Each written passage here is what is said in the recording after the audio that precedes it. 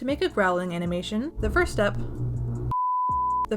is to draw the mouth with bared teeth. There isn't just one right way to draw this, and it will depend on the style you use. In a very cartoony style, you'll probably want to use a very simple and clean shape, with a jagged line inside to represent the teeth. For a more intimidating, realistic look, the overall mouth shape will be less of a smooth curve and more jagged and lumpy, and the gums as well as the teeth may be visible inside of the mouth. I've also included a front view example, where you can see how the back edges of the mouth curl up. Muzzle wrinkles complete the look and make the expression feel convincing. This cute, cartoony style is the only one I didn't include this in because the simplified, unintimidating look doesn't really need it. Now that we have a still drawing, we can make it move. You really just need one more frame for this actually. In this second frame, almost everything should be the same, but the back edge or edges of the mouth should pull back a bit farther. Make sure the rest of the mouth stays in place, the teeth especially. The jaw isn't moving, only the loose skin at the ends of the mouth is. You can duplicate the first frame and redraw that section, or trace over it, whatever works best for you. Despite this animation being only 2 frames repeating, this is actually very tricky to get right. As you can probably tell, this looks really unnatural. To avoid this, make the difference between the frames as subtle as possible, and you can keep making adjustments, moving different things, and adjusting the speed until you think it looks good. For example, I decided to raise the middle upper lip and nose slightly in the second frame on this one, and made the wrinkles more prominent each time it raises. And on this one, I decided to make this part of the mouth edge move instead of just the furthest part. If you'd also like to learn how to animate a tail wag, watch this video next. Thanks for watching!